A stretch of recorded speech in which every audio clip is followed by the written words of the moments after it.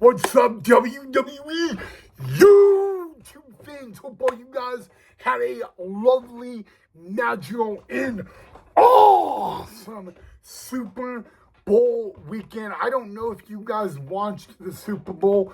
I know I didn't, but if I may ask at least one question before tonight's episode, what did you guys think of the Super Bowl? Definitely let me know your thoughts of it if you watched the game down below in the comment section, guys. But boy, do we have a lot to get to in tonight's episode, including breaking news out of the Vision and the WWE. So welcome back to the channel of the Ryan Knipe WWE Report on YouTube. Okay, guys, so first and foremost, we are going to kick off tonight's episode with the breaking news out of the WWE and particularly the Vision. The unpredictable badass Bron Breakker has had an injury, or has at least suffered an injury. It was last week on Monday Night Raw when he was flipping over the announce table, guys, and ended up injuring his hernia. Long story short, guys, had to have surgery, like Michael Cole said, guys. But what this is really interesting, guys, is you look at the road to WrestleMania, guys, which, by the way, we are only 68 nights away from.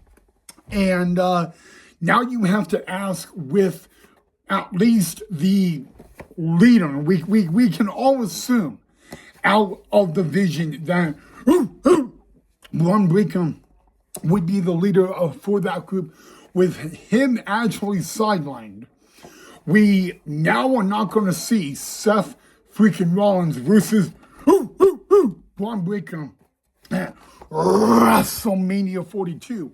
But the question is now, what is next for Bron Breakker?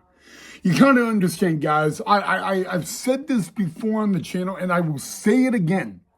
Bron Breakker, whether you like him or you hate him, he is a very impressive athlete. He runs the ropes at 23 to 24 miles an hour, and there is not a single superstar in the WWE that can do that. But, you know, it was really major news, because when I saw that news, I was like, man, boy, I know one man that is not Bron Breakker that is not going to be happy about that, and that is WWE Hall of Famer, the wise man, the Oracle, Paul Heyman. And we can talk about Adam Pearce and the Vision all the ding dong day, but knowing that Bron Breakker is out of, well, the world title picture, there's no way he could qualify for the Elimination Chamber. There's no way he'll be able to compete at WrestleMania 42. Yet alone, we are not going to get Seth Rollins versus Bron Breakker at WrestleMania 42. I got to admit, that is a bummer. I will fully admit, guys, that, you know, it was Bron Breakker that made his choice a few months ago in the late 2025 to betray Seth Rollins. It was Bron Breakker that decided to take it to the next level by taking out Seth freaking Rollins. It was Bron Breakker's mindset to take control and be the guy in the WWE. But recently, 2026 has not been the year of Bron Breakker. You talk about the opening Raw in beautiful Brooklyn when Bron Breakker had the opportunity to be World Heavyweight Champion and lost. Then Then we begin the road to WrestleMania. And Bron Breakker doesn't just have to enter the Royal Rumble match, but he enters at number 2, only to last 10 seconds as he was walking to the ring and was attacked by a masked individual, was thrown into the ring, and was eliminated by the of NXT Obafemi. Bron Breakker only lasting 10 seconds in the 2026 Men's Royal Rumble match. And if things could not get any worse, 2 nights later on Raw in the city of brotherly love. Yes, guys, last Monday he crashes out, having a meltdown like only Bron Breakker would. And while he does that, injures his hernia, has major surgery that, like the Oracle Wiseman Paul Heyman said, would be career-threatening surgery. So really, 2026 has not been the year to remember for Mr. Bron Breakker. But, let me put this in one other category. Bron Breakker may not be a world heavyweight champion at the moment. Bron Breakker may not be at the top of the food chain in the WWE quite yet at the moment, but he can do one thing that no one in the entire WWE can do, and that is have a massive spear that has 23 to 24 hellacious miles an hour on it. Okay, and that one spear will be a vocal point when Mr. Bron Breakker comes back. And you know what, guys? Maybe Seth Rollins could be sitting on the sidelines, enjoying the Super Bowl and not injured and be smiling all over. But here's the thing. Bron Breakker will probably be back.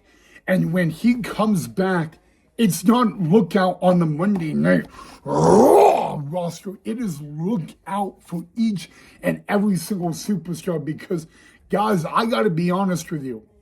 This thing between Monday Night Raw GM Adam Pearce and Bron Breakker is far from over. And, maybe Adam Pearce is a little disappointed. I mean, you know what?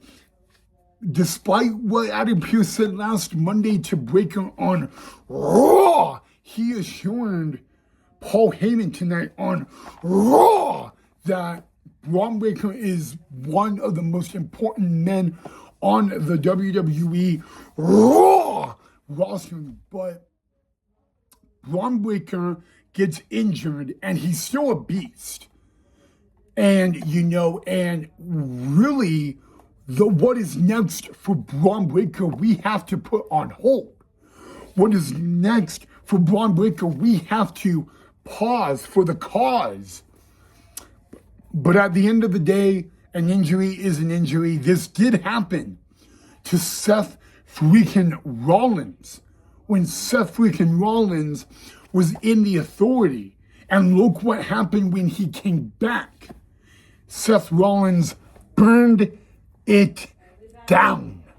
So, you know what? I wish Bron Breakker the best recovery. Hernia surgery is something I am familiar with. I have actually had that surgery 3 different occasions in my life, so I am extremely familiar with it. It is a very, very serious injury, especially when you are a young athlete. So, despite if I like Bron Breakker or not, he's having a surgery that I've had 3 times, and I wish him the absolute best in his recovery. But I have a feeling Bron Breakker's going to be back before June even hits. The way Bron Breakker trains, the way Bron Breakker competes, the way he talks, walks, sits on a toilet, the whole 9 yards, he'll be back sooner than everybody thinks. And that will be a major no-no for everybody on the Monday Night Raw roster, except if you were in the Vision. But wish Bron Breakker the best in recovery and all of that. But there you guys go. Breaking news is that Bron Breakker of the Vision is having hernia surgery. and will be out indefinitely and will probably be missing WrestleMania 42. All right, guys, hope you guys enjoyed the background of the Elimination Chamber background, because that is exactly what we are about to talk about right now. Now, tonight we had 2 Elimination Chamber qualifying matches, one on the women's side and one on the men's. We're going to talk about the one on the men's. Now, before we get into this match, it was the main event of tonight's Monday Night Raw. But it involved 3 men. The 3 men are El Evil, Penta, the Megastar LA Knight, yeah, and representing the Vision, Austin Theory, which, by the way, Austin Theory has won an Elimination Chamber qualifying match, but by the orders of Monday Night Raw GM Adam Pearce, Bronson Reed and Logan Paul could not get involved in the match. And, Mr. Pierce said to the wise man, the Oracle, Paul Heyman, that isn't a message. That is not a request. That is not even an order. It is a threat. And what I like about that interaction backstage is Logan Paul, who's from Cleveland, where Raw was tonight, said, Mr. GM, I am the greatest thing that came out of this city. So what are you going to do about it? Absolutely nothing. But what I like about this, guys, is Bronson Reed backed off Logan Paul and said, he is not your problem. He's now my problem. But now we turn our attention to the main event. Triple threat match. Winner goes into the Elimination Chamber on the 28th of February, guys. And like I said, the Vision's Austin Theory, he has been in the match before. He has also won the match before, so keep that in mind. Well, guys, anytime a Vision member is in a match, you always know the Vision is somehow close nearby and probably going to get involved each and every time. I know, it's annoying. Well, what made it a little more interesting is what Mr. Pierce said earlier in the night to the Oracle wise man Paul Heyman. Well, during the match, guys, Logan Paul, Bronson Reed get involved, but Austin Theory would pay the price because he would get curb stomped on the outside of the ring by a masked man. The masked man, all dressed in black, would then run through the crowd with Logan Paul and Big Bronson Reed in hightail pursuit. In the ring, BFT and the Megastar LA Knight, yeah, is going to the Elimination Chamber. And who does he pin in the match? None other than Austin Theory of the Vision. So that had to feel sweet, sweet revenge for the Megastar, guys. But remember, we were talking about this masked man because he attacked Bron Breakker during the Royal Rumble. And we kind of said it looks a little like Logan Paul. Well, we can now rule that Logan Paul is not the masked man. But I do want to bring one thing up, guys. In less than 3 weeks, this masked man has made the Vision's life a living hell, excuse my language, on now 2 occasions. The Royal Rumble and tonight on Monday Night Raw. And it's going to be very interesting next week what the Vision or even Paul Heyman has to say about this, guys, because I got to be very honest with you. The Vision got beat by something they could not even plan for. Now, obviously, there's rumors going around that the masked man is Seth freaking Rollins, because Seth Rollins is running around the whole world not injured, which, by the way, we all know. But, it also wouldn't be the first time Seth Rollins would fake an injury. Case in point of SummerSlam last year, guys. So let me ask you guys this, all right? Who do you think is that masked man? Because it's not Logan Paul, and it definitely isn't Austin Theory. Possibly Seth Rollins. That could be a really high possibility, just because of what Bronson Reed and Bron Breakker and Paul Heyman did a couple months back. But I want to know from you guys, who do you think is the masked individual? So let me know who you guys believe it is down below in the comment section, guys. But you know what? The megastar is going to the Elimination Chamber, and it had to be sweet revenge for him tonight because he pinned the Vision's Austin Theory. So guys, like I said earlier in the video, I want to know what you guys thought of last night's Super Bowl. But before you tell me what you guys thought of last night's Super Bowl, I don't know if you guys knew this, but Logan Paul of the Vision was at the Super Bowl last night, and boy, did he get booed. And you know, there is nothing lovely more in life, and I hate to be rude, but there is nothing more in life than to hear the sound of booing on Logan Paul, yet alone at the Super Bowl. Also at the Super Bowl last night was women's IC champion, the man Becky Lynch, her hot husband of Seth freaking Rollins and Kofi Kingston. And guys, I shouldn't really be asking this, but I am, because of what this person has to do with the WWE.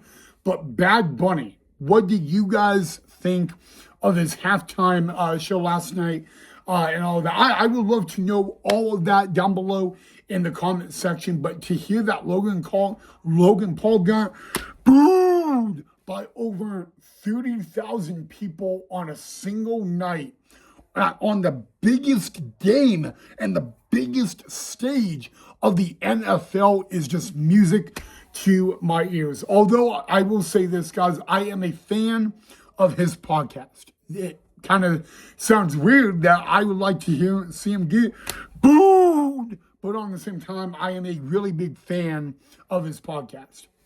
But you know what, guys? Here's the thing, okay?